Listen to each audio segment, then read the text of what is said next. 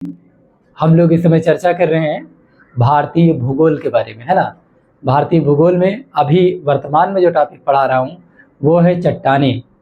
चट्टानों में सबसे पहले आपको पढ़ाया था हमने आर्कियन क्रम की चट्टानें, फिर पढ़ाया आपको धारवाड़ क्रम की चट्टानें, उसके बाद पढ़ाया ओडप्पा क्रम की चट्टानें, है ना। और अब अभी इस समय पढ़ने चल रहे हैं हम लोग क्या, गोंडवाना क्रम की चट्टानें। और फिर क्या पढ़ेंगे हम लोग लास्ट में, दक्कन ट्रैप के बारे में थोड़ा सा यहाँ पर जानेंगे। ठीक है, तो मैपिंग के साथ जानेंगे। देखिएगा, ये है गोंडवाना क्रम की चट्टानें। इसमें पूरे मैपिंग में क्या है, सिर्फ गोंडवाना क्रम की चट्टानों के बारे में है। मैपिंग दिख रही है पूरा, थोड़ा सा कटा हुआ। अच्छा। पूरा पूरा पूरा पूरा मैपिंग दिखाइए। यहाँ देखिएगा, इधर सोन नदी घाटी है ये, और इधर देखिए दामोदर नदी घाटी है, और इधर ब्राह्मणी नदी घाटी है ना। तो ये नदी घाटियाँ हैं।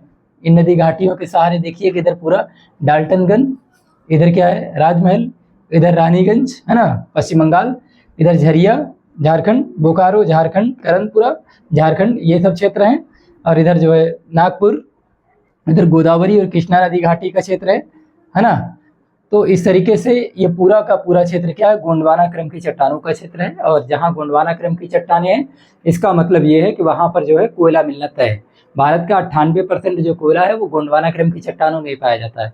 और गोंडवाना क्रम की जब चट्टान का नाम ले लें, समझ जाइए कि मैं बिटुमिनस कोयले की बात कर रहा हूँ। किस कोयले की बात कर रहा हूँ, बिटुमिनस प्रकार के कोयले की बात कर रहा हूँ। इधर देखिए गुजरात में, इधर कच्छ के प्रायद्वीप में आपको दिखेगा, यहाँ पर भी गोंडवाना क्रम की चट्टानें हैं। और इधर नीचे आएंगे काठियावाड़ प्रायद्वीप में आपको दिखेगा, सौराष्ट्र जैसे एरिया में, यहाँ पर भी क्या है, तो आप बताएंगे कि गोंडवाना क्रम की चट्टानों का प्रभाव यहाँ भी पाया जाता है। अब यहाँ देखिएगा, कुछ जो लिखे हैं उसको समझ लीजिए। गोंडवाना क्रम की चट्टानें कार्बोनिफेरस युग से जुरैसिक युग के मध्य निर्मित गोंडवाना क्रम की चट्टानों में भारत का 98% कोयला पाया जाता है। ये बात तो हम आपको पहले ही बता दिए कि भारत में जो भी कोयला पाया जाता है उसका 98% किसमें पाया जाता है, गोंडवाना क्रम की जो चट्टानें हैं उसमें पाया जाता है ना। और क्या समझना है, तो गोंडवाना क्रम की चट्टानों में भारत का 98% कोयला भंडार संचित है, जो कि बिटुमिनस प्रकार का कोयला है। अगर गोंडवाना क्रम की चट्टान की बात किया जाए तो आप समझ जाइए कि बिटुमिनस कोयले की ही बात हो रही है ना। आगे देखते हैं हम लोग। भारत में गोंडवाना क्रम की चट्टानें मुख्य रूप से कहाँ पाई जाती है, तो दामोदर यानी झारखंड, सोन यानी एमपी की बात हो रही, सोन नदी की बात कर रहा हूँ, यहाँ पर ब्राह्मणी यानी उड़ीसा, है ना, और गोदावरी और कृष्णा आंध्र प्रदेश नदियों की घाटियों के सहारे पाई जाती है। ठीक है ना, क्या गोंडवाना क्रम की चट्टानें। ये आपसे पूछा जाता है एग्जाम में कि कौन सी नदी घाटी में गोंडवाना क्रम की चट्टानें पाई जाती हैं, तो दामोदर, सोन, ब्राह्मणी और साथ में गोदावरी और कृष्णा को आप याद रखिए। राज्यों में देख रहे हैं ना, झारखंड, मध्य प्रदेश और क्या उड़ीसा, इधर क्या आंध्र प्रदेश की जो नदियां हैं इनकी घाटियों के सहारे पाई जाती है गोंडवाना क्रम की चट्टानें। और क्या, गोंडवाना कोयला यानी बिटुमिनस की बात कर रहा हूँ, गोंडवाना कोयला भी क्या है कि इन्हीं घाटियों में पाया जाता है। और गोंडवाना चट्टानें कैसी हैं, परतदार चट्टानें। कैसी चट्टानें हैं, परतदार चट्टानें होती हैं।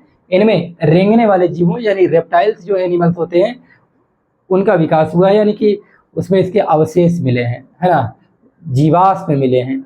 जीवाश्मों का अध्ययन किया गया तो पाया गया कि जो रेंगने वाले जीव हैं उनके अवशेष इसमें मिले हैं। ठीक है, और साथ में मछलियों के भी कुछ अवशेष पाए गए हैं।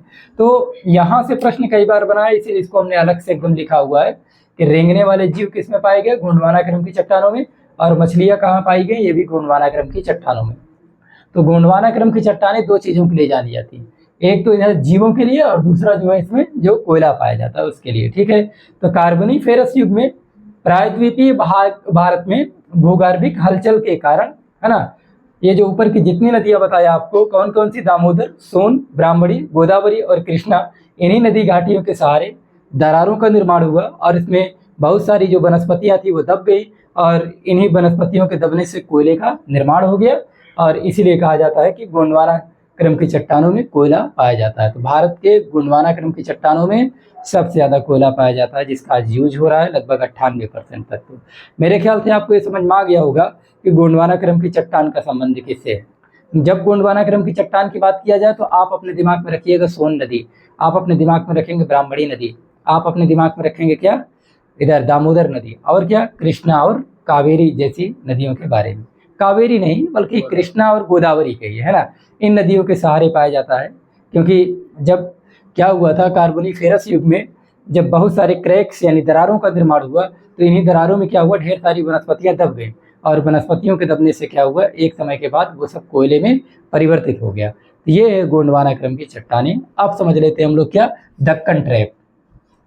दक्कन ट्रैप का कोई मैप नहीं है और मैप बनाने की आवश्यकता भी नहीं, आप ऐसे ही समझ जाएंगे, मैं बता दूंगा आपको समझ में आ जाएगा। दक्कन ट्रैप यानी मेसोजोइक महाकल्प के क्रिटेशियस कल्प। आप ये क्रिटेशियस कल्प याद रखिएगा बस, कि क्रिटेशियस कल्प में जब दरारी उद्भेदन हुआ था तो उसके पश्चात क्या हुआ, दक्कन ट्रैप का निर्माण हुआ।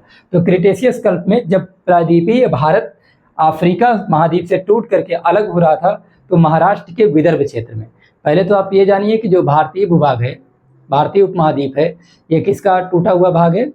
आप देखेंगे कि पूरा का पूरा प्रायद्वीपीय भाग ये लगा हुआ था किससे, अफ्रीका महाद्वीप के मेडागास्कर थे, और उसे टूट करके उत्तर पूर्व की तरफ बहना शुरू हुआ।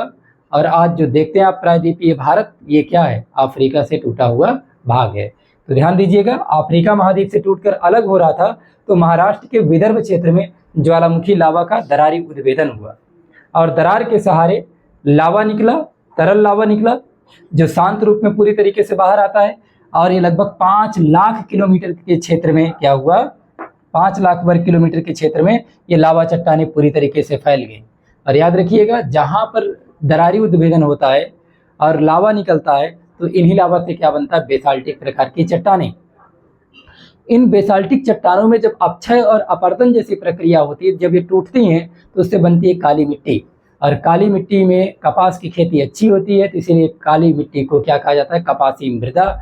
इसी को कई बार हम लोग रेगुर के नाम से भी जानते हैं। बात समझ आई। और उत्तर प्रदेश में काली मिट्टी को स्थानीय भाषा में करेल कहा जाता है ना। यहाँ देखिएगा, थोड़ा सा इसका क्षेत्र देख लेते हैं हम लोग।